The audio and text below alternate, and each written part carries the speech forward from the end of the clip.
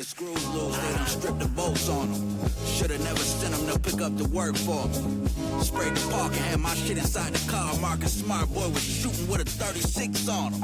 Said if he wasn't in the rush, they was all goners. Tank cursive on the chest, he was gonna Sean John him. They was sleeping on the guard, then it dawned on him. Alrighty. Greetings, Chudlings. Welcome to another episode of Chuddy's Corner. It is Friday, January 19th. It's about 10:30 here on the East Coast. And the Celtics' undefeated start to the season at the Garden is over. The Celtics lose tonight to the Nuggets 102-100. Just a pretty exciting game, all things considered. It was an enjoyable game to watch, minus, as a Celtics fan, the last fourth quarter, basically. Tatum, 22 points. Derrick White at 24 points. He was the highest scorer on the night. We're going to go ahead and get into the full breakdown. Before we do that, I'm your host, Dugouts. With me, as always, is Chuddy, King Chuddy. And joining us again, reoccurring guest, NBA analyst, Jeff Cupka. Welcome back to the show, Jeff. How you doing today? Great. How are you guys? Not too bad, all things considered. Chud, how you doing tonight? Doing well. Tough loss, but we move. I like that. We move. There's a lot of tap dancing on our graves tonight by some real sickos out there. That is sick. Sick, very sick people. Make sure before we get started, you're following the podcast on Twitter, on X. I always call it Twitter. I'm going to keep calling it Twitter. At Chuddy's Corner. Make sure you're following me at Doug_outs. Make sure you're following Chuddy at King Chuddy. Jeff, I don't know your Twitter handle. I don't think you tweet that often, but if you want to give yourself a plug, feel free. Dabble J Cupka on Twitter. Might get a little more active. Now I'm getting some exposure with you big shots. But yeah, check it out when free. Also, Chud, I come in peace tonight, okay? We don't have to rehash the Marcus Smart conversation that I buried you in. Listen, I give you a lot of credit for coming back on after that first showing, so I can't imagine it was easy. Oh, man. Make sure you're following us all on Twitter. Make sure you subscribe to the podcast wherever you listen to it. Spotify, Apple Music, Amazon, Podbean, Stitcher, all those other ones that I've never heard of, but I'm told exist. And also make sure you subscribe to our YouTube page too. And again, special shout out to our sponsor, Nick Prano Real Estate, nickprano.com. Best realtor in the area. And also nickprano.com, current home of King Chuddy's weekly power rankings and a couple other blogs he's been putting out. Chuddy's Corner website coming very soon. We're going to keep teasing that. When it drops, it's going to break the internet, shake the internet to its core. But we'll get right into the game. So the Celtics, again, they lose 102-100. Their first loss at home of the season. Quiet night for the Jays. Derrick White was the highest scorer. Jokic had 34 points. Jamal Murray had 35 points. Those guys just kind of went off. We're going to get into that a little bit more after the recap. But before we get into all that stuff, Chuddy, why don't you go ahead and give us a breakdown of how the game played out? Yeah, so I thought both teams came out of the gates looking pretty good. It was the big man show right away as Porzingis came out absolutely firing, 4 for 4, hit a couple threes, had a dunk. He scored the first 11 points of the game for the Celtics, and Jokic was getting rolling on the other end, kind of doing the same for them. Each guy finished with 15 points in the first quarter, leading their teams. Both offenses looked really locked in sync. I like the way the Celtics were moving the ball. We were getting some good looks. We were hitting some threes out of the gate. Like the way we were playing. I thought it was interesting how we came out with Porzingis matched up on Jokic to start. I wasn't really expecting that. The two big guys guarding each other was a little surprising, but I generally otherwise liked what the Celtics were doing, kind of trying to make Jokic into a scorer and basically dare him to keep posting up, keep working down low, and he was happy to oblige in the first quarter. But I was honestly okay with that strategy, as I tweeted out before the game. Like, it's pick your poison. I think that's the lesser of two evils than letting him sling it around and getting everybody going. So I'm just fine with that strategy, even though he was going to work, scoring a lot of points. I was cool with that. But Nuggets, they were playing well. We were playing well. Second quarter started. Things picked up a little bit, I thought, when the Celtics found some stuff going double big with Al and Porzingis at that point, and then they really started to lock down Jokic. Turned a close game into a double-digit lead. I felt like we were playing really good ball on both ends for like a 5-6 minute stretch. Had it up around 7, 8 to 10 for a while there, and then I actually thought the last 2 or 3 minutes of the first half were a really big missed opportunity where the Celtics, I thought, had a lot of good possessions, a lot of offensive rebounds, and just so many three-point attempts that I liked the shots, but we just couldn't get one to go. Went into halftime up by 6. Honestly, felt like it could have and should have been a little more, but I was feeling pretty good at the time. We were up 61-55. It felt like we had it going, and it felt like we had really figured some things out defensively in that second quarter. So was feeling pretty good. Third quarter, I thought we came out just a little bit flat. The Nuggets, thanks, mostly, again, it was Murray and Jokic pretty much all night, but certainly there in that third quarter, the two of them got it going. They kind of slowed us down. That was kind of a key to the game, who would establish the pace. Especially in the second half, the Nuggets totally established the pace on us. They slowed things down, and you could see just they, in that half-court offense, it's like they get a good look every single possession. I mean, that's obviously the benefit of having Jokic on your team and his two-man game with Murray, but like they're just so purposeful in everything they do on offense, and I thought you really saw it at the start of that third quarter. It's like they just chipped away, knocked our lead down. They actually took the lead pretty quickly. Things were going rough. They were up by 1. Joe called a timeout. I thought it was a good timeout to regroup. He quickly went right back to that lineup. He subbed out Drew, brought Al back in, and again, the Celtics picked it right back up, went on an immediate 8-0 run after that, took the lead back, took those guys out for the rest of the third quarter, made some changes there. I think took Porzingis out, switched some things up, played them all right, but still it was Murray and Jokic just would not go away, and it was not. You mentioned how many points they scored, but the efficiency they scored on was amazing. I mean, it didn't seem like they missed at all the entire game, and it was a lot of them, just pretty fadeaways, especially Murray and stuff. Jokic getting whatever he wants, barrel into the rim and just kind of scoring at will. Celtics offense just a little bit stagnant. There was no easy baskets. The threes really stopped falling. It felt like we got a little too 3-point happy, especially in that third quarter when the well went dry. It seemed like they had good matchups they could attack, especially the Jays. When we were going to the hoop, it was there, but we just weren't really doing it enough. Mentioned how Porzingis came out firing. Really just went away from that. They switched Jokic on him, off of him, and it felt like he was just not down low, posting up nearly enough, getting to that free throw line, and even lower than that. We've talked all year about how that's easy offense. It felt like the matchup was there, and we just didn't go to it nearly enough. So I don't know who that's on exactly, but felt like had to be more of that, especially when a lot of the other stuff wasn't going. So again, went into the fourth quarter. I think it was like a 1-point game. Felt like we should have been up a little bit more, but kind of dropped the rope and just couldn't execute and couldn't make shots on offense. Couldn't get anything easy. And then in the fourth quarter, we knew it was going to be a big deal that they would start without Jokic, see how those minutes would go. Thought maybe we could extend the lead out and try to close it out from there. Not the case at all, as Jamal Murray really stepped it up, hit a number of just ridiculous shots. Celtics tried a few different things, and Murray was just kind of stifling all of it. I think it was about 6.5 minutes left. It was still a pretty even game. That's when we went back to that, what I figured would be the closing lineup, which I had mentioned the starters, plus Al in place of Drew, and just battled back and forth. It felt like it really turned into kind of such a slow down, rock fight type of game, which, I mean, really kind of resembled playoff basketball. When things do slow down, every possession feels so like tense and important. The Celtics just really struggling to get good looks. They finally went away from the threes, and it was like that's kind of how we tightened it up down the stretch. A little bit of bully ball. You saw Tatum doing everything in his power to get to the rim, but man, a lot of tough misses. Jalen going to the rim, same thing. Drew, I thought, who had a bad game, but he actually had 2 huge baskets down the stretch. Once they did put him back in, they went back to Drew for the last 2.5 minutes. Not sure I loved it. And then again, it was really a back and forth, tight 1-possession game for the last like 2 or 3 minutes, but it was really neither team scoring. Some good looks all around, but Tatum took it in, had that big dunk, I think, that cut it to 1 at one point, and then Gordon hit 1 of 2 free throws. That was the last point scored. The Celtics got the ball back with 15 seconds left. Joe called timeout to set something up. Nothing was there. The Nuggets just completely blocked it. I thought, great job by Joe to call another timeout, because I just did not like where their possession was headed at all. It looked like it was going to end in some absolute disaster shot. So good timeout by Joe. 5 seconds left, down by 2.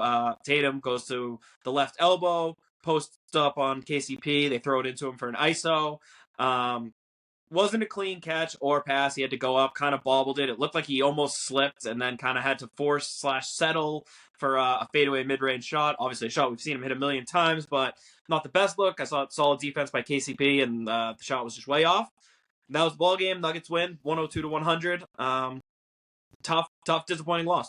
Yeah. We're definitely going to get into that fourth quarter a little bit more, especially the last couple minutes there, break down that last shot and that last possession. So I do want to get back on that, but I do think before we get to the fourth quarter, I think it's kind of important to look at the stars versus stars. These are 2 teams that have, obviously we have a pretty stacked lineup everywhere, but our top 2 players are the Jays, Jalen and Tatum, and their top 2 are Jokic and Jamal Murray. And so this game, obviously our top two were outplayed by their top two. So Jeff, just watching this game, what did you see from Jokic and Murray, and what did you see from the Jays that just kind of helped make the difference in this one? Yeah, I mean, high level, tough game to lose. The streak's over. Friday night, big game against the defending champs, and you want your star players to turn out and duel the star players on the other team. Jokic and Murray came out with their hair on fire tonight. I mean, tough to say hair on fire for Jokic. He never looks like he's panicked or has his hair on fire doing anything. Yeah. He's one of the most deliberate players in the league. Maybe Anderson's the only other one who comes to mind, although one's much more effective. Hey, Slow-Mo played well against us. He did. But I'm not a hoop head who watches every NBA game during the regular season, and every year when the Celtics play the Nuggets and you get the chance to watch Jokic do his thing, it's just as amazing every single time, the way he can just get his positioning in the post no matter who's guarding him. You saw the Celtics go at him ISO with KP and then some other guys one-on-one early on in the game. And he ate KP up. And then I think in the second half, keep me honest here, they started throwing more doubles, trying to confuse him a little bit more. I think he had one pass, I think it was in the third or the fourth quarter, where he hit a cutter. I think it was the rookie on the Nuggets. I can't remember his name. Peyton Watson. Without even looking at him. And absurd, he just eats you up. He's just an absurd player. He's an all-time player, which is crazy to say with how young he is and what he's already accomplished in the league. He's a joy to watch. Murray tonight, I wasn't expecting. I know Murray's a great player. He was just hitting incredible shot after incredible shot. I do want to knock Drew a little bit here, and maybe we can chat about his performance later on in the game, but it does feel like, that's one of the reasons Drew was brought on, is when maybe the Jays are having off nights, is to at least be able to stifle these tough scoring guards. And I'm having flashbacks to like the SGA game when they played OKC a few weeks ago, and now Murray tonight. I think it's something to keep an eye on. I'm not necessarily worried about it. That being said, Murray was just like transcendent with how he was scoring the basketball. There's not much you can do with what he was doing out there. And on the other side of the coin with the Jays, I think Jaylen had a rough night. He started off, I think, 1 for 8 from 3 pretty early. I think it was like early on, even by halftime. I didn't think they were getting him the ball the way they normally do and involving him the way they normally do in the offense, which I thought was a little bit interesting. I think there was much more of a focus in the second half on trying to get it to KP on the block, which left Jaylen out kind of stranded on the wing, or on the weak side, I should say. So I don't know. Rough night for Jaylen. Is it cause for concern? No. I think we've had that conversation about one bad Jaylen game at least once every couple weeks. He's worth the money at the end of the day. It's not really concerning.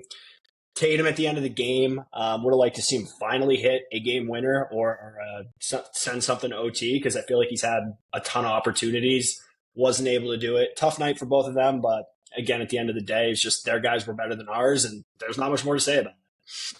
Yeah, I think, again, it definitely, I kind of agree with you. It felt like Jaylen just the whole night, it just wasn't really like the way that we normally kind of see him play. I felt like both of them could have and should have been a lot more aggressive, like going to the basket. I mean, the announcers were saying the whole game. I mean, again, Chud, you watch more of the outer market stuff than any of us, but like from what it sounded like was that, we would have had a lot more looks towards the hoop. So I know I'm teetering towards like Washburn area with like the threes, but it felt like it did, like you had said earlier, with like, especially with some of those offensive rebounds, like that one possession, it's like some of those offensive rebounds, it's like the ball is already almost at the hoop and we're passing it like 24 feet away of it. And so the Jays combined were 2 for 17 from 3. So it's just like some of those times, it's like I kind of wish that, again, I'm okay with the shooting. We only shot, I think, 44 threes, so it's not like it was an insane number of threes tonight. But I do just think that there should be some time where they kind of realize that, okay, let's get towards the hoop a little bit more. I think that there was matchups there that they could have exploited that weren't getting exploited for whatever reason. But again, it took just an unreal night for Murray and a pretty regular day in the office for Jokic, but to beat us, and they only beat us by 2. So I'm not getting too worked up over it. But there's definitely some things that are a little bit concerning, just the way they kind of got outplayed. Our two best guys got played. I mean, Jokic and Murray combined for 69 points. Nice. So, at the end of the day, if you just look at the best top 2 players in each team, that's, I think, more or less the kind of difference of it. Chud, what did you think of the the matchup between the two players. Yeah. So, I mean, I think the biggest stat you mentioned was probably the 2 of 17 combined, 1 of 8 for Tatum, 1 of 9 for Brown on threes. And it's just, it's oversimplifying it to just look at the number of threes, because we say all the time, it's the kind of threes. When the ball's zipping around, we're making the extra pass and getting open threes, like from good shots to great. We could shoot 100 threes if those are the looks we're getting. There's way too much settling, way too much threes out of ISO and just forcing threes when there were better looks available. Not off enough passing, not off ball movement. I thought in the first half, honestly, it was fine. We were 10 of 26 at half from 3.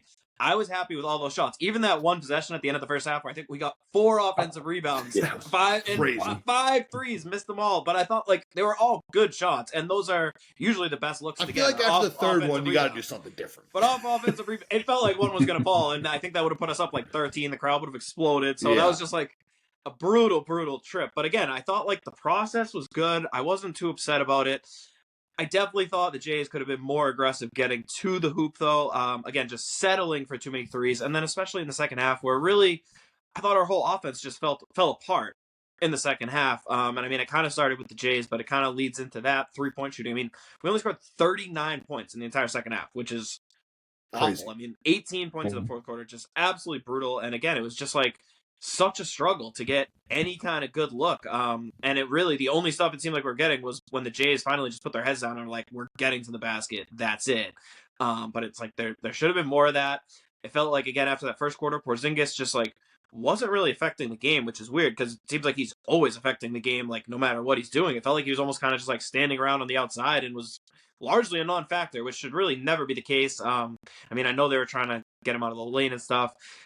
The Jalen thing, how he was used differently coming out, not his usual self. I don't know if it was by design or not, but I mean, I did notice that obviously he was locked up on Murray, and that's an exhausting thing. So I don't know if it was by design to have him focus a little more on the defensive end.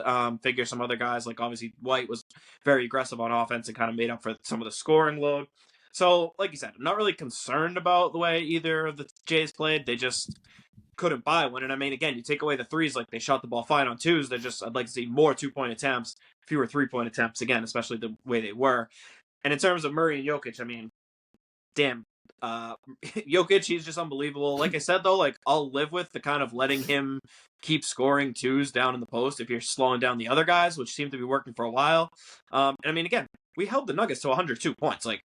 For that offense, that's freaking amazing. We didn't lose the game because of our defense, even with those two guys going off, because we stopped everyone else. No one on their team made any impact. I think they had one other guy in double figures. Michael Porter Jr. had 13, and those were just cheapy points. No, he wasn't really affecting the game. It was basically those two guys, and we held him to 102 points. That should be a win 99% of the time in the NBA. So it was really the offense that let us down tonight, which is definitely disappointing doubly because the Nuggets really aren't a great defensive team, nothing special, and it seemed like we did not know what to do with them at all, and so I think our stars have to be better.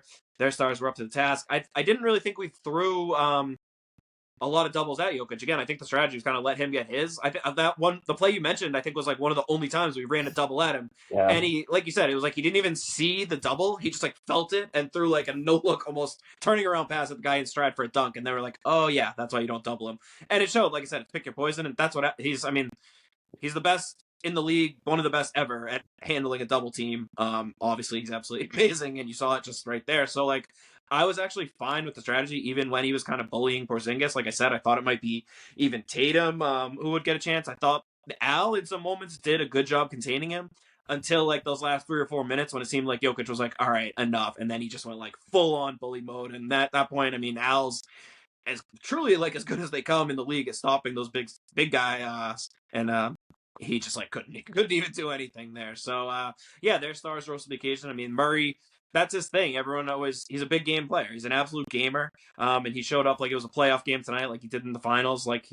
People are always kind of surprised. He's never even made an all-star team, and it's because he's just kind of in the regular season, but he is a different beast in the playoffs, and that was a playoff-like performance by tonight. So again, I think you just kind of tip your cap to both of those guys for playing amazing, and our guys can be better, but no reason to panic.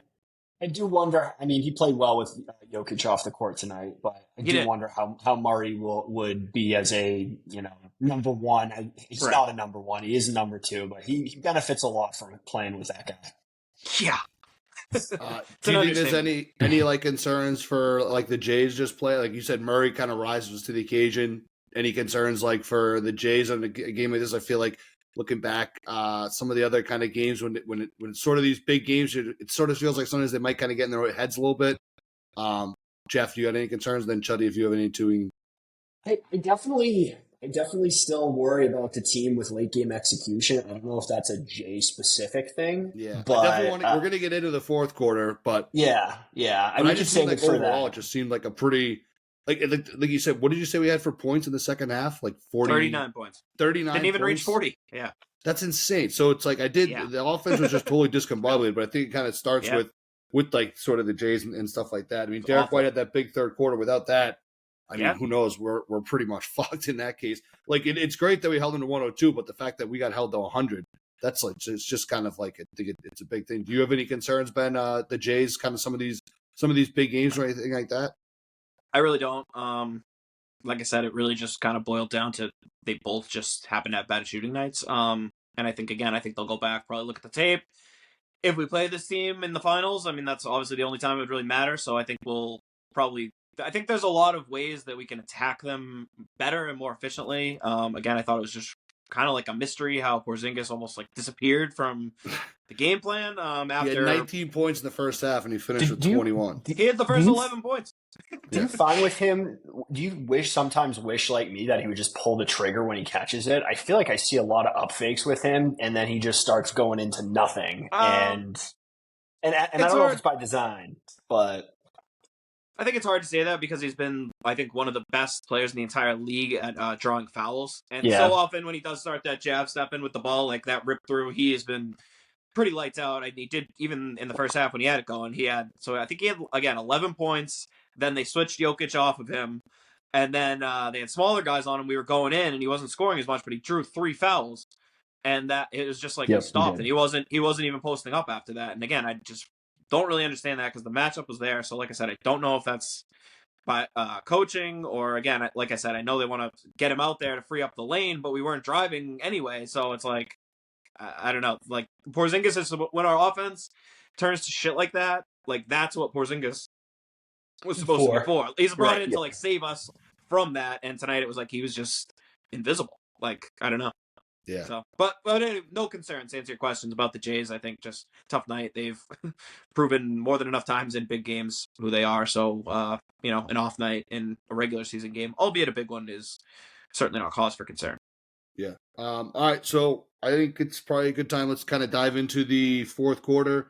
Again, so started off the fourth quarter with Jokic on the bench. For me personally, that was kind of where I started to realize, like, hold on, something's not right here, because he was on the bench, and that was kind of an opportunity. When he was on the bench earlier in the game, we were able to that's where we sort of built that lead at first in the second quarter. So when he was on the bench at the start of the fourth quarter, he was on the bench almost for the whole first half of the fourth. I think he came in with like 6.5 minutes left or something like that. He was on the bench for a while, and it didn't go well for us. And that's kind of when I started to feel like, okay, shit, this might not be going the way that we want it to go. So we can kind of start with there. Obviously, Jeff, you mentioned Jamal Murray was kind of lights out in that little span there, made up for kind of not having Jokic in. But I'll let you start this one, Chuddy. What do you see? What do you think about like the whole fourth quarter? And we'll work our way towards like that final possession. I definitely have some thoughts on those final few possessions, but start towards the beginning of the fourth quarter. What'd you see? Yeah, so beginning of the fourth quarter, I thought it was fascinating because you mentioned Jokic being out. They did not play a backup center. So they had Aaron Gordon at the 5, and we're just playing super small. Celtics had Kornet and Porzingis in, so we were basically playing our giant lineup against their tiny lineup. And I'm fine with that decision completely, but I just, again, didn't love the process. Like, that should have been a time where we're going to Porzingis every single time. And, like, he had a couple nice plays. He had the nice big-to-big pass once with him and Kornet. But I thought we should have been basically scoring on them at will with that crew. Was not the case at all. Settling for threes. Yeah, well, right. Settling for threes. And, again, that's just not the lineup to be doing it, of all the lineups. On defense, again, it was really, like, it was just the Murray show. We mixed in a couple of possessions of the 2-1-2. Murray sliced right through it both times. got a and one on a dunk from Porzingis. Well, it was kind of like a dunk. He lost it, but also went in for an and one. And then the next time he just went right through for a tough lefty layup. So we went right back to man. And he hit like a ridiculous long 2-step back fadeaway on Holiday. That shot. Again, it's just one of those things where it's like, you can't really even complain about the defense. Like, he's just making absurd shots, and that was it. Like, he was just kind of doing it.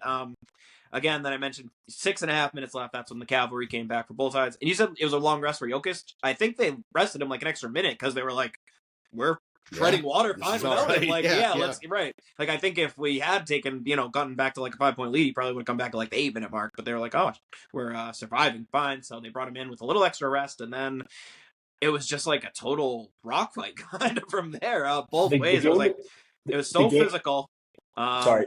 No, yeah, but it was just like back and forth. Neither team really scoring much, but like every point was so huge at that point, which is crazy. And again, I just think that's kind of how the Nuggets won the game, was by dictating the pace and the type of game it was, where they're so effective operating in the half court on offense. So like I said, in a half court game, they're probably going to beat every team in the league.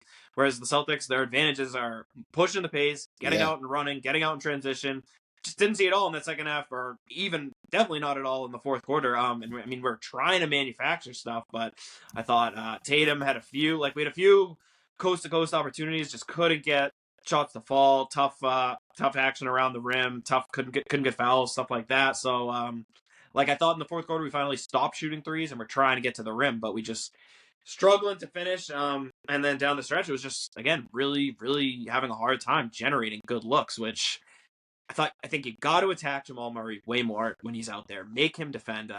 Every time it seemed like they got a mismatch on him, I thought we got really good looks a lot. Either Jay on him, I mean, that should be a no-brainer. And they kind of, again, got purposeful about it down the stretch. Tatum had that big drive in for the dunk. It seemed like a few times he went in there and was dunking. And I think, honestly, he kept falling down. Like, how many times did Tatum fall down after shots and, like, layup attempts? And I think at a certain point, it just wears on him and he gets discouraged. And he's like, I'm not getting the call. I'm getting beat up. Like, I'm going to stop, which you can't do. Again, I mean, it's a regular season game, so it's, like, fine. But would have loved to see just, like, sticking to that, keep going. Felt like it was there. And then really, really weird sequence at the very end of the game where Tatum missed that transition, like, backwards, almost finger roll that just rolled out, fouled Aaron Gordon. He misses the second shot. They called a double lane violation, which is a jump ball, which could have absolutely screwed us. I don't get that. Someone had to violated the lane first, so didn't end up mattering, but ridiculous call. Well, yeah, just crazy to see that. I don't know. Like, I don't know what the rule book is though, because if you watch the replay, like Jokic didn't really violate the lane. He just like faked him out. I think I saw someone saying you're not allowed to like fake like that. But okay, again, so then I just saw that from a random Twitter account. So I don't know. I'm taking it as gospel because it helps my argument. Yeah, but very weird play. You don't see a lot, especially in that situation. But again, it didn't end up mattering. Basically, we got the missed free throw, so had 15 seconds left or so down to Joe called the timeout. So all the people who hate not calling timeouts, he called 2 timeouts in the last 15 seconds, drew up 2 different plays. Neither of them was very effective. And then again, that last possession, the very last one, the throw into Tatum, I hated it. Again, I know, but I think it was the pass was too high. He bobbled it and he slipped. Like, I don't think that was, I think he was going to, if he caught it cleanly, he would have jab stepped, maybe tried to take a dribble and get a better look or go to the hoop more. And I think he was just kind of falling and had to throw it up. And obviously it looked ugly, but I mean, what can you do? I feel like that's the second time he's slipped on, yeah, I mean, it's upsetting, but it's not like, it's not a big deal. I mean, it is what it is. Again, like, he can obviously hit that shot. I wish he did hit it, but I think he just lost his footing and had to kind of get it up there. So he had more time. I think he could have gotten to the rim if he caught it cleanly and landed. And KCP did a good job denying him. He forced it to be a tough pass, and Derrick just threw it up to the moon. He went up and kind of got it. But again, if it was a clean catch, I don't think we're looking at the same final shot. So I also just think though that everyone in the world knew it was going to go to Tatum. Like, maybe you drop something there that's not, because they clearly were doing everything they could to prevent Tatum from getting a clean. So it's like, you're right. It wasn't a clean. He got it on the elbow, isolated against a smaller guy. Like, that's fine. That's what you want. Yeah, I think I just want to see Tatum make one of them at some point. Is really what it comes down to. He's made plenty. I mean, what do you mean? He's like one of the most clutch players in the NBA. I do feel like it's been missing like that shot. I think he's had like 4 or 5 bids for either game winners or game times this year. And I don't think he's hit any of them. Which I'm not knocking him for. I'm more just like annoyed by the outcome, not the process. That's it. Oh yeah, yeah. No, and I think that's obviously fair at a certain point. You want something to go down, but like again, getting your star player is one of the best players in the league, and we've talked about how awesome Tatum's mid range has been. Like. I'm fine with that play as opposed to him running back to half court, dribbling into a pull-up 3, which is basically I would have play. literally thrown a brick through my TV if that was the play. I was the whole time I was so nervous that was going to be what they drew up. I was ready for one of those to go in when they were in the possession. When I saw him like come to that side off the double screen, and it was basically him just ISO'd on that side of the court against KCP and have position at the elbow, I was like, I love this. And again, I just thought the pass. And again, I don't know if it was the pass or the catch, whatever you want to blame, but I just thought that would like ruin the timing and everything of the play there. Like if he catches that cleanly with 5 seconds left, with nobody else on that side of the court, I love our chances. So I mean, I don't know. I think it's crazy. People expect teams in the last 5 seconds. It's like the other team's playing their best defense and knows what you're trying to do. No one's like running up plays where you go backdoor and it's like 2 passes and a wide open layup. Right, you're like, not just like trick streamland. Like that's what you do. You go to your stars. You try to get a good shot. I thought that's a good spot to get him the ball, and it didn't go in tonight. They got to bring back that half court inbounds play. I assume he's saving it. They can only run that once every year, maybe. Yeah, Save that one. Yeah, that was the play. Jeff, do you have anything you wanted to add about either like early in the fourth quarter or just kind of the things there at the end?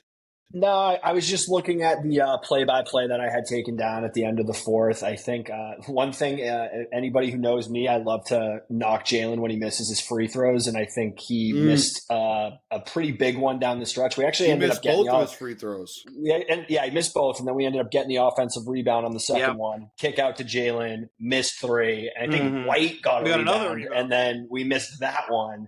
If one of those fell, I think this game ends differently. Just a lot of opportunities at the end of the game to put it away and not doing it. And the pessimist in me just seems to think like the Celtics sometimes have a hard time closing these teams out in crunch time. See, to me, that was a good example of like a 3 that I don't like. Like he just missed 2 free throws and the ball like finds its way back to him. It's like move the ball around more there. If you move around, it winds up finding him again. But to me, it's just one of those things where it's like, I don't know, like I just missed the 2 free throws. Like that's more of like, let me just hit this and make it all better. When it's like, I don't really know. I don't know. I just think that there's other options. Right when they go in, though. I was just going to say, when they go in, it doesn't matter. But I'm just saying, I just had think it that going was all one, year. Like I don't know. We talk about like good shots and bad shots. I just think that was one where I would have preferred the ball to move around a little bit more in that situation. You just got gifted another possession after the missed free throws, like get the best shot possible. And I don't think that was the only other thing I wanted to say was early, like right after Murray was going nuclear and early on in the fourth. I will shout out Derrick White, our guy. I think it was 95-91 with like 7 minutes left. He checks back into the game, immediately hits an elbow 3 to like calm the nerves for everybody, get it to 95-94. And then like Chud said, it was a little bit of a rock fight from there on out where we kind of trading buckets. But as always, shout out Derrick White for, I feel like, being the most calming presence on the team. White, he was awesome. He was awesome. I think the thing is, it's tough for me because I think almost like the best time to shoot threes is off offensive rebounds. Like you always get great looks. So again, it's just like none of them would fall tonight, but so many of those were great looks. That one was a catch and shoot for Jaylen. So it's like, I get it, but I don't hate it. It felt like it was easy to pinpoint the ones down the stretch, but the whole night, it was like there's so many opportunities for what would have been like such a momentous 3, and we just didn't get one of them the entire game. So, I mean, I know we're focusing on the fourth quarter, but really to me it's the second half. If you look at the first half, we scored 61 points. Our offense was humming. Again, it was really just went a tiny bit cold for those last 2 minutes, or we probably would have hit 70. It was like we were doing whatever we wanted. We were getting out and running. And then the second half, we only had 2 fast break points the entire second half. We were even on the boards. We got dominated on the boards in the second half.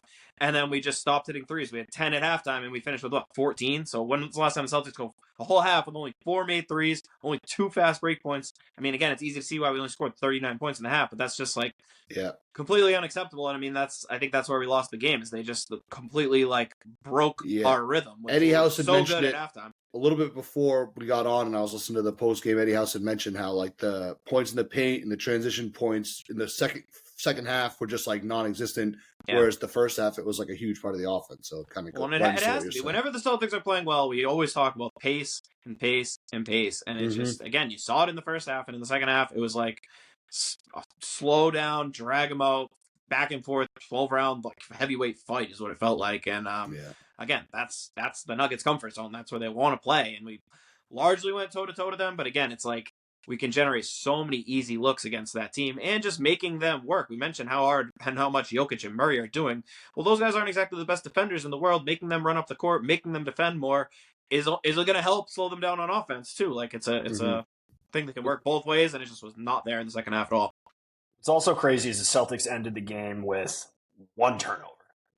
One turnover. Was it one? One or two, but either way, absurdly low turnover game. And 2 turnovers, and I don't think the Nuggets maybe had like 2 points off turnovers. So, like, just testament to the way they execute in the half court at the end of the game. You don't see that. Yeah. To have that few turnovers, and it's not that. Although the Nuggets only had 9 too, so it was just a pretty clean game. Again, this is if you're just like a fan of neither team and you just were like tuning in to watch this on like national broadcast, this is like a great game. This is an enjoyable game, I think, to watch. Just some really high level basketball. But just a lot of missed shots. Yeah, that's true. So yeah, any last shots? Again, that we all feel like with the Tatum shot at the end, that was just kind of just a poor execution, but the right idea. Yeah, that's where I land. All right. You seem to think differently. I mean, I agree that it was poor execution, or that it was like the pass was like high and kind of got dribbled, but I don't know. I don't know. I guess I can't really know because if like you said, if he caught it cleanly and was able to do other shit, then maybe the play. If the play was just for him to catch it and turn around and shoot like he ended up doing, then I don't think that's great. I don't think that's like everyone in the world knew that was coming, but we'll never know because the pass sucked and he slipped a little bit or whatever. It just sucks. It just sucks because I really want Tatum to have one of those signature moments. I do think he has had plenty of like clutch shots. I think that people, whenever he misses them, they just like sort of, oh, he's never had them. He has, but I do feel like Jeff, you had kind of said it, where it's kind of like we're getting a little bit. I feel like we're getting going a little bit longer without one than we had before. Like I feel like he had a lot early in his career. He's still young and whatnot, but I feel like there haven't. But we talked about this once before, you and me, Chud, and it was like there aren't a whole lot of opportunities. We're usually either winning. It's like he's having ample opportunity, but I do feel like we're due for one. He's due. And one other thing is like again, all anyone remembers is the shots at the buzzer. How about the insanely clutch game he just had against the fucking Timberwolves like a week ago, where he just absolutely dominated the last 2 minutes in overtime of the game, like as well as you can play. And so since he didn't hit a shot at the buzzer because he was so nasty leading up to it, like it's not good. You know what I mean? It's like that's clutch. That's extremely clutch against the best defense in the entire NBA. So I don't know. I mean, it's easy to focus on the one shot buzzer beater. I don't know. I just want one bad. I need it. I go back to Game 6 last year in Philly when he started, like 0-18 or whatever, and then was clutch in the fourth quarter, and then went for 50 in Game 7. So, like, he's got it. He'll show up when it counts. It's just one of those things. Yeah. All right, cool. So, I think this is a pretty good coaching matchup, too. Obviously, Malone for the Nuggets has proven himself to be a pretty good coach. Did you see, did you see anything in particular in this matchup that was, like, interesting to you just from, like, I don't know, X's and O's kind of standpoint, something that people might not have seen without your extensive knowledge?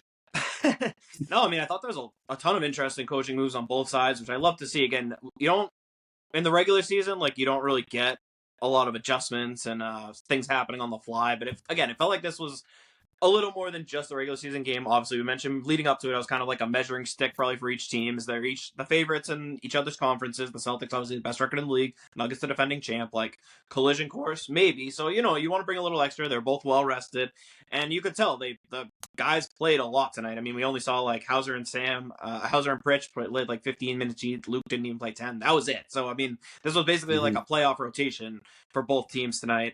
So cool to see those in the regular season. Again, I thought it was a good strategy by Joe. I liked what he was doing with letting Jokic get his. strategy. And I mean, again, if we had held Murray a little more in check, it would have been again, holding them to 102 points. You'll take that every single time out. So I liked that. I liked Malone, again, started with Jokic on KP. That was not working. He changed that quickly, and it completely took KP out of the game. So, again, I think that was kind of maybe us. Like, I think there's more we could have done. And, again, if this is a series, there will obviously be way more adjustments and things like that, and you would imagine that won't happen again. But for this game, that worked super well. Again, the Nuggets, known for their offensive team, the big question for them is always their defense. They just held the Celtics to 39 points at home in the second half is absolutely absurd. So, credit to them there. And then from our side, I mean, I thought the best move by Joe was realizing that the best five for this matchup was Al and Kristaps. And I think part of that was, again, we mentioned that Drew just didn't have it. And, talk about, if you want to be, we talked about the Jays, but if there's anyone who really warrants concern in big games historically, it's Drew Holiday. And that's, I mean, he was taking a lot of crap on Twitter. I saw the people tweeting out like, oh, you can tell it's a playoff atmosphere because Holiday's disappearing and like looking awful. That's unfortunate. Yeah, so that is not what you want to see. And I mean, ever since we got Drew, that was my whole thing is like, well, let's see if he can do it in the playoffs. So not the most encouraging thing. But again, that's kind of the beauty of having 6 starters. And I think shout out Al Horford. He might not show up in the box score so much, but he was absolutely amazing tonight. I thought Al was arguably the best player on the court. He looked young and spry tonight on both ends. He was busting his ass on defense, covering Jokic and Gordon, whoever else. He only had 3 offensive rebounds. It felt like he had like 15. Like he was just everywhere flying around. He looked like Fountain of Youth Al. He brought so much energy. And again, when that lineup was in there, I don't have the stats in front of me, like the tracking data for that, but it seemed like that lineup was clicking.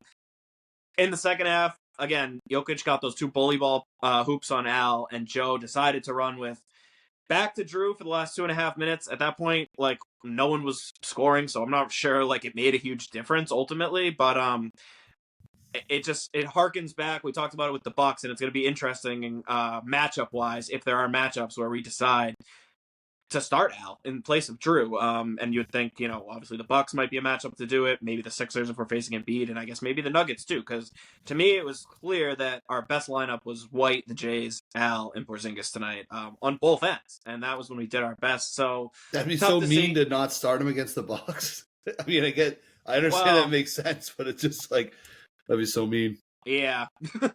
I guess. I mean, either way, I think no matter what, in any big game, all 6 of those guys are going to play a lot. But there are certainly certain teams and matchups where Al is like one of our most important players on the team. And I thought he was just excellent tonight. He had so many also of his signature, like catch the ball off the kick. And a lot of, I should say, other than the shooting, I thought Tatum did play pretty well. And he continues to just show his growth when he gets double teamed. He made so many good passes, and it seemed like so many of those where he waits for the double. It's like he draws the double in, the double would zip to him. He would make the perfect pass to Al, and Al had so many of those like touch pass, almost no look like touch passes to the corner, like those extra passes that he loves for threes, and they just weren't falling. Or it felt like Al could have had one of those like Jason Kidd like 10-10-10 triple doubles because he was just playing so great. I loved it, and then. You had mentioned, or I forget who mentioned, the zone earlier. I was excited to see the zone because I've been liking what we've seen from it lately. They busted it out at what I thought was a good time. But again, Murray just shredded it back-to-back trips. But I thought good job by Joe to get right out of it, go back to man. I mean, we mentioned at that point Murray was so hot, I don't know if anything would have stopped him. When those 2 guys are going like that, there's not a lot you can do. But I thought Joe showed really good growth in this game with how he wasn't kind of married to certain things. He was quick to adjust when things weren't working. I thought he called good timeouts to stop runs. And I mean, both those timeouts at the end, obviously we didn't hit that last play. Did we like the timeout? Did we like the timeout, the second timeout at the end of the game when Denver had a foul to give and that giving play was yourself going nowhere. No, I know, but Denver ended up not using that foul, so it's all moot. But I'm glad you reminded me because I think actually KCP was trying to foul Tatum. He was, which is why he was like off balance, and they didn't call it. So then he like backed off. So he's like, "Oh shit!" Now he's shooting. So I don't know if Tatum thought he was going to get a call too. Might have been part of it, but I think that might have been part of it. I don't know what would make Tatum think he was going to get a fucking call. The guy can't. They don't like. It's insane. Well, usually when you have a foul to give, you tell the ref that you're going to foul. Yeah. But anyway, we don't, that's kind of speculation. It's no wonder the Nuggets had a fucking foul to give because they didn't call shit. No, they didn't. Which I mean, again, a game like that, I'm fine. Let them play. It was super physical, and I thought it was both ways. But yeah, I felt like we were kind of attacking more, not getting anything else. Where the Nuggets, I mean, another thing you gotta love. I mean, there was one compared play to some where of these other guys, he just like does not foul bait. He will do like up and unders and do like anything to avoid contact because his touch around the rim is just so friggin' amazing. He's nuts.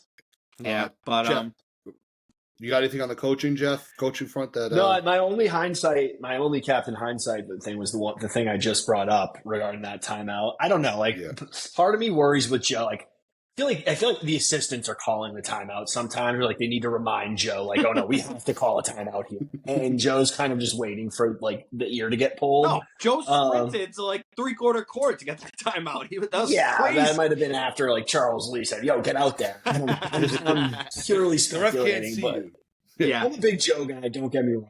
I'm a Joe supporter. I like what he's done with the team. I think more importantly than anything, he's kept the locker room tight despite some of the moves, and I think that's literally more than 75% of the job as an NBA head coach, and the rest kind of takes care of itself. I do question the X's and O's a little bit sometimes, but I still have faith in Joe.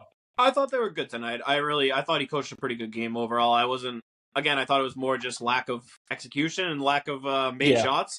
And again, for all the Washburns of the world out there, he noticed because in the fourth quarter, we only attempted 5 threes. He clearly told them, go to the basket, and we were. And even those shots, we just couldn't make them inside. We couldn't make them outside. But, like, it wasn't like we lived by the 3, and then we kind of didn't die by the 3 again. We actually went away from it a little bit. We 1 for 5 on threes in the fourth quarter. So compared to the rest of the game, we were averaging, I think, 13 attempts a quarter up until that point. Can't squabble with that. Again, I think if you go back and actually watch that last play, when he called the timeout, Drew was dribbling to his left with 2 guys on his hip, and the clock was running down to like 5 seconds. He was definitely going to throw up a prayer. I was very happy. I was asking for it too. Don't get me wrong. I think it's just something to like, there's another side of that coin where we could have played on a little bit differently. And at the end of the day, it's tough to make those second guess judgments. Head coach, you live with it. Yeah. No, I think if anything tonight it was, and I don't know if it's always kind of tricky to analyze coaching because we know so little. Like, we're really just assuming what is happening based on what we can see. Like, we don't know obviously what he's saying and doing. So, and certain things you don't know who's to blame or whatever. But even in a lot of times, and especially when Jokic sat, it was like you have to be attacking the paint. Get the friggin' ball down low. Go, Porzingis, go post up. There's not one guy on the court who can guard you. That just wasn't happening. So again, I don't know if that's Porzingis, just not. It was, this again. The concern about Porzingis is these super physical teams, and the Nuggets were extremely physical tonight. And I don't know if he just wanted no part of it. He was just standing out by the 3-point line or what. But he didn't play that night. He should have been very well rested. And again, it seemed like after a great first quarter, he was largely invisible. Big play down the stretch and almost had that offensive rebound where he got called for over the back. We kind of just went right through Jokic. Was ridiculous. I mean, he drilled him down low. He went over. It's definitely a foul. He jumped higher and he's taller. I mean, what the fuck? He went right through his back and knocked him over. Like, he got all body down low and Jokic had positioning. That's a foul I won't call every time, both ways. But either way, I like him being aggressive. I like the aggression that I hadn't seen from him though for the whole half. So like, it's the right play, and like a foul I'll happily live with him getting. Like, I'll live with over aggressive fouls, and that's it. You know what I mean? Yeah. But I just, again, I don't really understand his disappearing act, and that's one thing where I don't know if it's him, if it's coaching, if it's the other guys just not doing a good enough job getting him the ball. But that's one where I think Joe can at least say like, hey, let's run a few post-ups for KP, let's get him in the action, like, and more targeting Murray. Like, targeting Murray and Jokic, making them defend more. So, like, little schematic things within the game. And again, it's like, we can't sit here and act like we know whose fault that is or what Joe's telling him to do. Like, I don't think Joe's like, all right, Tatum, like, ISO 3, well, you got this. Like, I fucking hope not. So, again, but like, game management wise and rotations, I liked what I saw. I just thought a lot of the execution in those situations could have been a lot better. All right. I just had a couple other things that I wanted to kind of touch on outside of this. I thought, what'd you think of the possession, like the second to last one or whatever, where Tatum kind of, he got the ball. It might have actually been right off that jump ball, and he just kind of, I liked that he was going to attack the hoop. He was kind of like surrounded by guys, though, sort of juggled the ball. I thought that he was fouled like 5 times on that whole possession. Yeah. So there's like some people that are like, oh, he just dribbled. He just like dribbled out of control and but it's like I thought that he was getting absolutely mugged. I don't think he was about as in control as you can be when you have a bunch of people attacking you. I don't know if you had any thoughts on that, like that play in particular. I don't know, like what else he could have done there. I mean, he maybe could have tried to pass it, but again, he was sort of surrounded, just like being like attacked from every angle. It's kind of hard to know what to do in that situation. So, I mean, again, I thought our best offense in the second half, almost our only offense, was when the Jays, or a couple times White, just put their heads down and were like, I'm going all the way to the basket. So him doing that in that situation, I had no problem with. And it seemed like he was dunking with authority on like half of those. Like you said, it seemed like someone got him on the wrist because he lost the ball. It went up, so that's why it looked like he went up a little out of control, but he did a good job catching it. He went up it was actually a smooth looking reverse considering how like unsmooth the lead up was. And I mean, again, it's just a little bit strong, just rimmed out, but like I definitely have no problem with him taking it ever in transition. I was begging for more transition the entire game, and there was enough time left where it was fast enough. We were down by 1, so I was like, to go that fast, there was still 24 seconds or so left. I was fine with that. That wasn't off the jump ball though. That was the play before. And he just took it coast to coast. So I mean, again, obviously don't like the result, but that's what I want. I would have been more upset if he pulled it out and then we had another half-court possession, which was not working for us the entire time. So I was like, Tatum has the ball with the full head of steam and sees a chance to get a layup. Anyway. Like, I'll take that 10 times out of 10. Yeah. That was. I mean, I don't know if you guys, Jeff, do you have any other kind of final notes before we move over to around the NBA stuff, just on the game? Yeah, a couple, and I know we're trying to curb the ref talk on this show. Fuck that, I hate him. Not good podcasting, but I think the refs called a completely different game in the first half than they did in the second half, which is probably pretty indicative of most NBA games. It was pretty ticky-tack early on, and then I think they started to let a lot of stuff go. That Tatum drive at the end could have been, I think, called a foul, and maybe it was in the first half, but wasn't, and then change the rule. Change the rule on the hanging on the rim, okay? I'm done with it. I'm done seeing this happen. They want Tatum to fall and break an arm or a leg. A neck. Enough with this. That's all. all. What is even the point of that rule? Like, literally, I have no idea. What purpose does that serve? It makes no Like, sense. You're only hurting your own team. So the only thing I heard recently, because I genuinely like don't understand. Yeah, like you said, I think if anything, the other team can hurry up and get a fast break if someone's hanging on the rim. One thing I heard, and I don't know if this is true, was that they made it a point of emphasis because the last few years from hanging on the rims, there's been so many times where the rim gets dislodged and they have to bring the ladder out to fix it. So that's why that's some friggin' broke ass shit. They can figure that out. Yeah, I think they can get a good. It's the fucking NBA. Yes. Yeah. But I mean, this one at least, like some of them, there are honestly just like the dumbest calls ever. This one at least, like Tatum, he pulled his all the way up, so he earned it. And I'm sure that he did do a good one. It was nice. It was pretty. Also, it was sick. It was worth. Yeah, he was like about a foot above the rim. It's one of those things where he couldn't have let go, but maybe he didn't need to pull up as much as he did. At that point, if you know you're gonna get the stupid technical anyway. At this point, like go full Shaq, like put your feet on the backboard, try to like rip it down. Like who gives a shit? Yeah. But also it pissed me off more too. Like the technical, as soon as he lifted himself up, I knew they were gonna call it. I don't like it, but you knew it was coming. But why wasn't it an and one? The guy fucking drilled him on the dunk, and they blow the whistle. I figured it was an and one, and then he's hanging like, oh, it's technical too. That was just a technical, and it wasn't even an and one. I was like, how? It's like a 2-point swing. Don't call fouls on them. Like they just don't. The refs hate. It's crazy the amount that for a guy, a player of his caliber. Like I don't know, and like people are like, well, he's got like maybe when it's like that's so stupid. He has to like win a ring before he can get like a fucking call. It's like the dumbest absolutely shit. Outrageous. Yeah, I don't know. How does Embiid get 70 free throws a game, and Trae Young and James Harden, and I could go on and on. Those guys have so many rings. But and in the fourth quarter again, I thought Tatum was driving so hard, and it seemed I'm gonna have to go back and watch, but I would say there was like 6 times where after his shot attempt he was on the floor. So I'm not saying every one of those is a foul, but I find it hard to believe none of them are fouls. And, I mean, I don't even think he got to the free throw line in the fourth quarter. Like it's just baffling.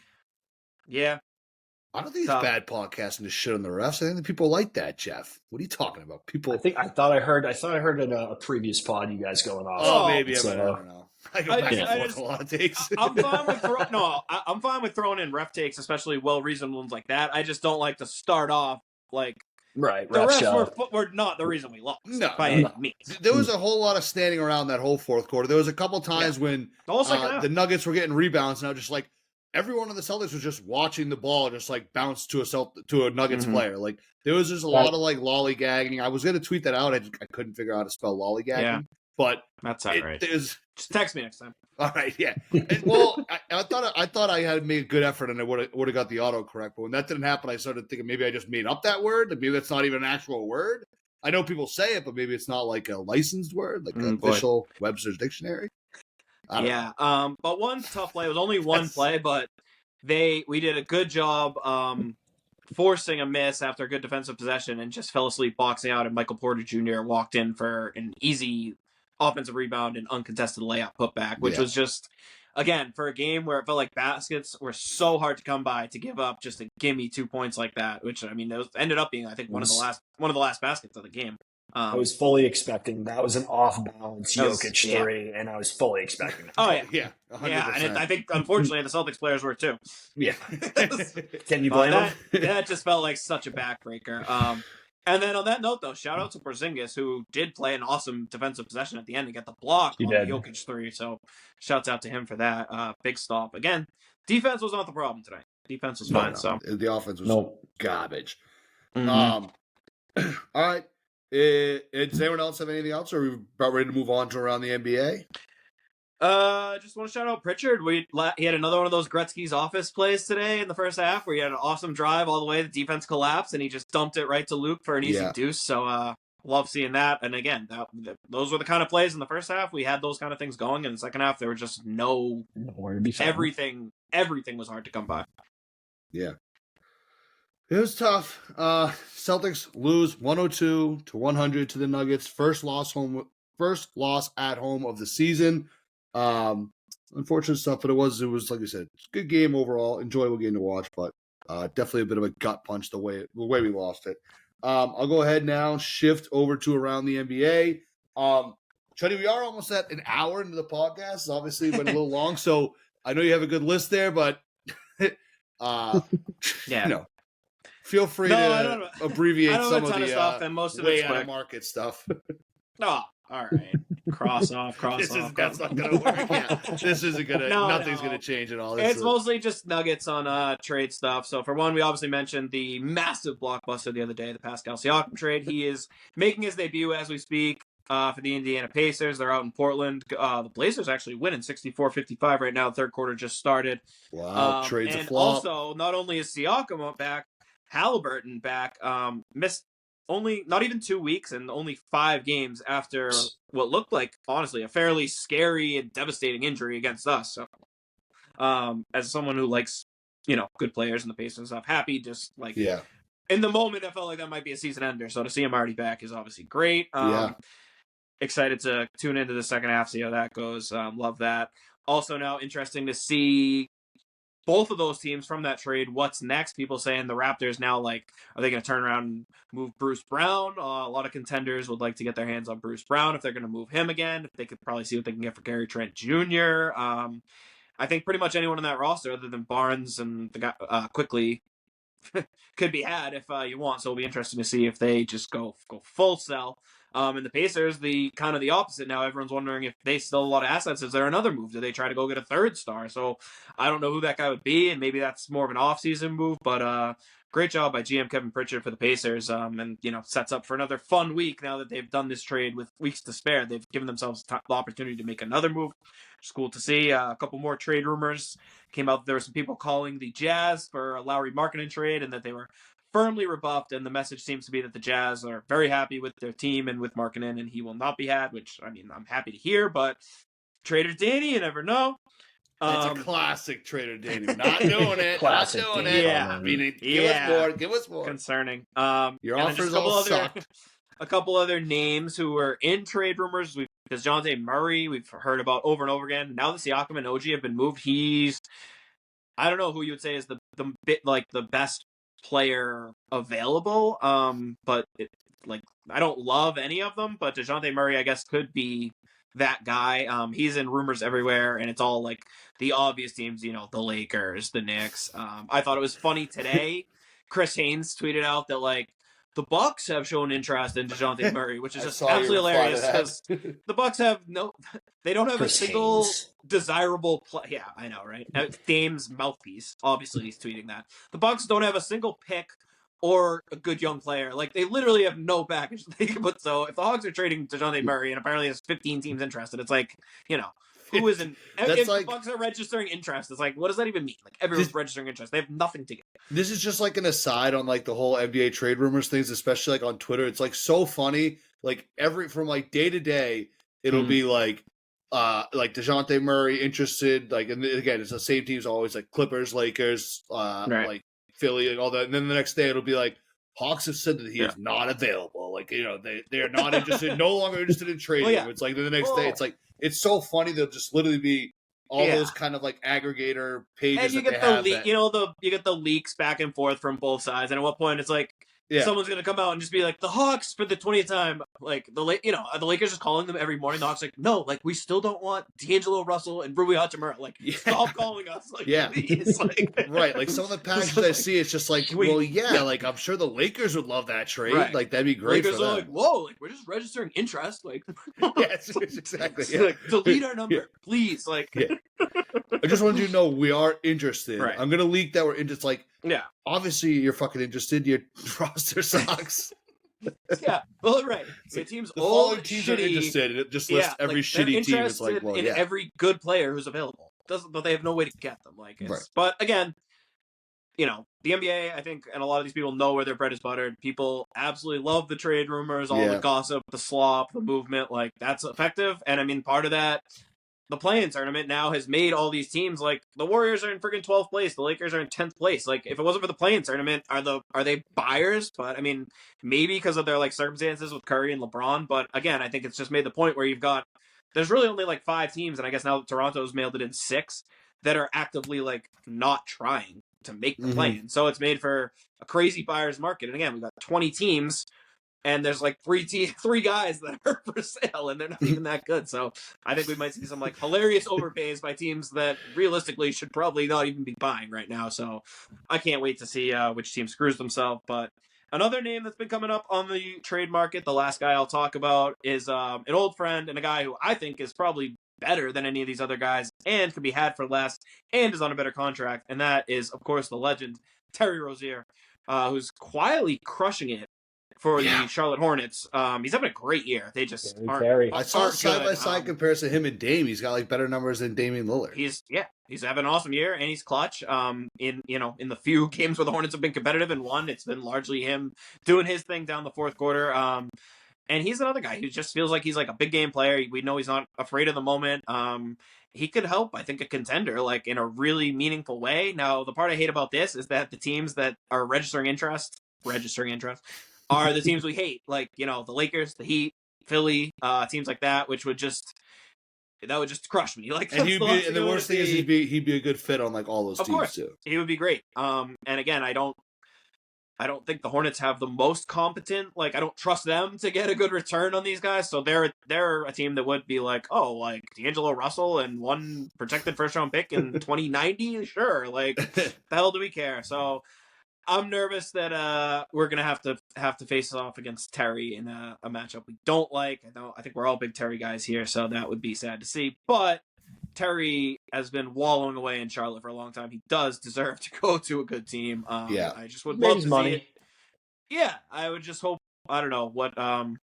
Maybe it can be like a good West team that isn't the Lakers or something. Would be more enjoyable than kind of any of the teams that are rumored to be in the mix for him. So I saw one of those maybe like, the fake Timberwolves images of him in a Heat jersey, and I was like, ugh. Yeah, no, he's gonna be on the Heat. We're gonna be hating our lives come June or May. Yeah, I'm nervous. I'm nervous about something like that happening myself. So he does have 2 years left on this after his contract. So maybe the Hornets decide to just keep him because he's still, I think, a plus asset and something about like there's no urgency. So hopefully if they don't see a return they hold him till later rather than just giving him away to the Heat for like stupid Kyle Lowry expiring or some dumb shit. But I don't know. That would be a total bummer, and hopefully it won't happen. But that's kind of it, I guess, for trade nuggets. What's going on around the NBA? The only other thing, funny story today. Knicks reporter athletic worker Fred Katz, well-known name in the NBA discourse cycle, posts poor Freddie. He posted his article for the Athletic today, and instead of sharing the link to the Athletic where his article was posted, he shared a link to a Chatterbait website with the name, some porn star's name in the slash there. Quick delete, but the damage is done. as quick as you are, Twitter users. Did he claim Twitter. hacked? Did he claim that he was hacked? You can't claim hack because he's tweeting like his own article. You know? If it was just the link, you can claim hack. But it's impressive hack. No one's gonna hack in and be like, "I'm gonna plug your article, but I'm gonna also put a porn site as the link." Like that. That'd be actually a hilarious hack. But I feel like that would be funny. if you're actually, which I don't think anyone's Twitter's ever actually been hacked, but if you ever are, it's like it's not gonna be like, "Well, we plug the article," at least get some eyes there. But that's brutal. That's unfortunate. Did he address it at all? So it's funny. I'm actually looking now, and I literally can't find his Twitter. So I don't know. So he might be one with the hacked. He just deleted his from Twitter. Yeah, I'm seeing a lot of Twitter. You get to say, I don't even know. A lot of people posted the screenshot. Okay, no, he's still up here. So I don't. No, it seems like he just he just deleted and just reposted with the right link, and he's just pretending it never happened. But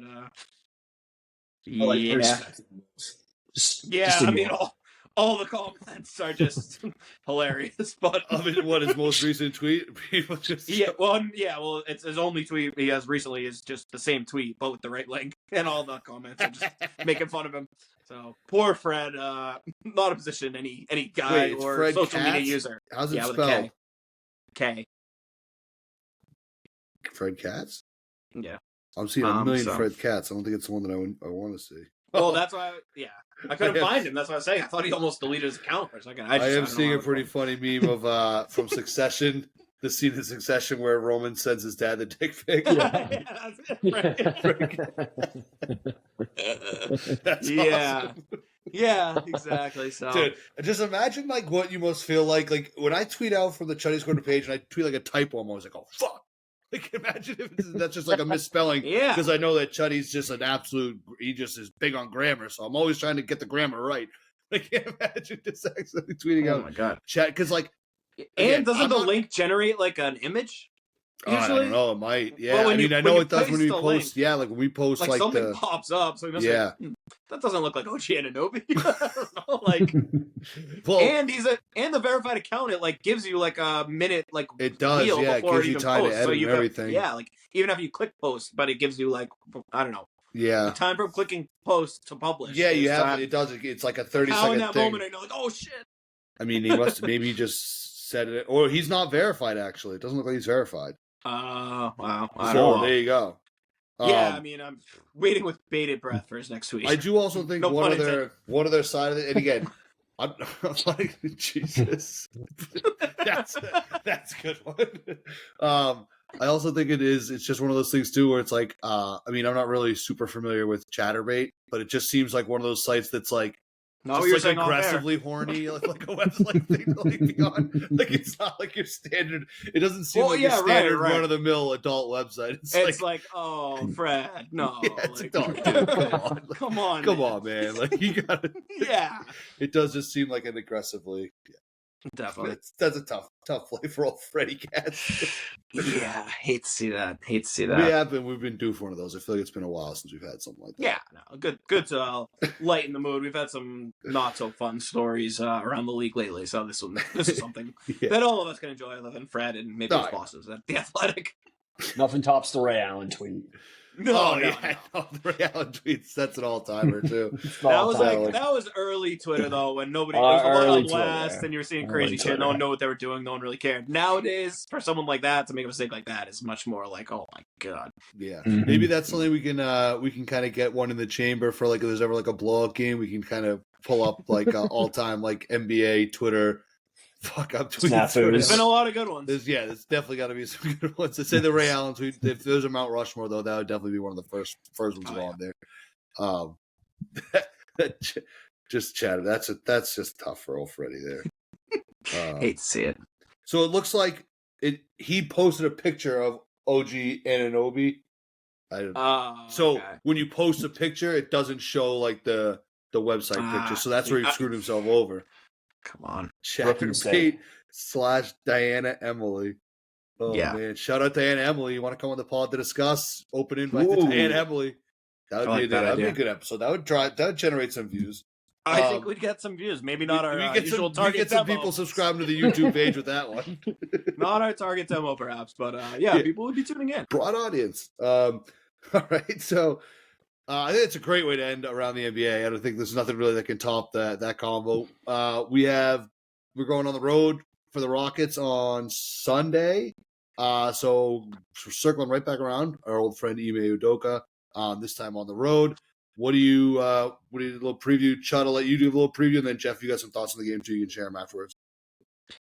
Yeah, I mean, we obviously just saw this team, so not much has changed personnel-wise, this and that. One thing to note is the Rockets have been a drastically different team at home and on the road. They've been one of the better home teams in the league and one of the worst road teams in the league. So, something you see a lot with young teams and teams that play so much through their defense. But I think it'll be a different game for fans who watched the last game and are expecting another cakewalk. They're going to probably play us a lot tougher at home. Down in Ime's Houston could get interesting. We know this Rockets team, they take on the personality of their coach. They're going to try to play super physically, try to beat us with defense. That's been their calling card all year long. And then, of course, you could have made a different thing with that. Coulda.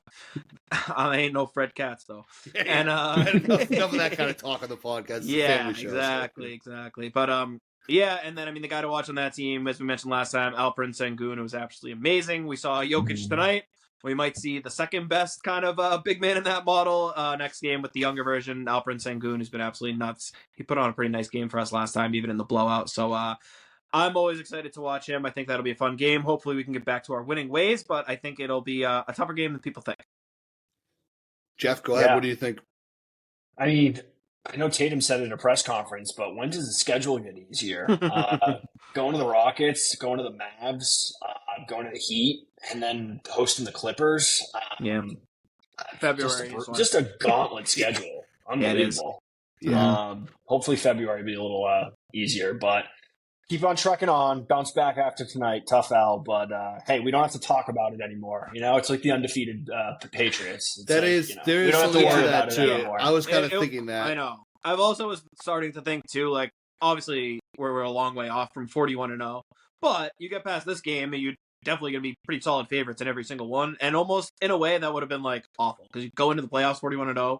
Drop a playoff game at home, and suddenly it's like, oh my god, like no. So it is kind of like a little bit of weight off the shoulders, almost in that sense. I think not the worst thing in the world. Obviously, don't ever want to lose, but I'm not like it's fine to not be like harping on that streak now every single time. It's fine to just be like a really, really dominant home team, not like historically, on eggshells going for some record. Yeah, agreed. Undefeated at home would have been crazy anyway. Like that was kind of an unrealistic. Yeah. We can match the 86 Celtics, who went 40-1, and then swept 10-0 in the playoffs. So let's go for that. Yeah, I think that's what we're going for. Yeah, that was good. I like that. All right, so that about wraps it up for this episode of Chuddy's Corner. Again, Celtics lose to the Nuggets, 102-100. I do have one more stat that I think is important to note. The Celtics are 32-8 this season in games which NBA analyst Jeff Cupka does not appear on the post-game podcast for, and they are 0-2 in games where Jeff Cupka does come on the podcast. So, Jeff, I know we love having you, but you might have to stay away during the playoffs for everyone's sake, or maybe we'll wait till after the game to say if you can come on or not. Your invite will be determined after the games. Maybe we can pencil you in for like a Wizards game or something. Get off the schneid with and if they still lose, then you're just off. Then you're just done. Then it's a pattern. Sorry, it's been a good run. Because what was it? It was Philly the first time, right? So it was Philly and the Nuggets. Yeah. So both like some pretty good challenges. So we got to schedule you for an absolute dog shit team, and if the loss happens, then we know. Yeah. Just gotta see who go through the hoop. I was going to say, I'm not close to Chuddy Parlay levels of despair. The Chuddy Parlay's been hot lately. It's been hot. Tonight? We were... You had to get off the schneid, though, at some point. Well, yeah, exactly. Once I stopped doing plus 700 ones, I realized that maybe that's not the best strategy. But no, tonight it was... I think I had Jalen 2.5 assists, and he only had 1 assist. So all right, well, pencil me in. Everything pencil me else in hit, next though. time for the Wizards game. Yeah, or we're gonna whoever find a wins. real But shitty looking. opponent to have you Friday, February 9th. Friday, February 9th, 7:30 versus the Wizards. on. Friday, Pencil February me- 9th, versus the Pencil me Wizards. in. I'm going to the game before that against the Hawks, so I'll be doing maybe some like live. With that face, Chud. Okay, how does that affect you? What are you gonna load No, I minutes just on am Friday? excited for it. I don't know. It doesn't affect anything we're talking about. I'm just excited. I'm trying to think about, what should I'm trying to maybe get on the parquet do the All podcast right, from the all parquet. Maybe you'll meet your guy Drudel.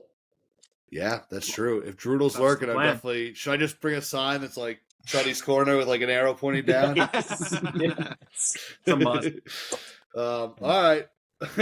Good stat. Great stat. That's it for tonight, folks. Celtics lose. It sucks, but we'll be back. It's all right. Not the end of the world, despite what you might hear from less optimistic fans.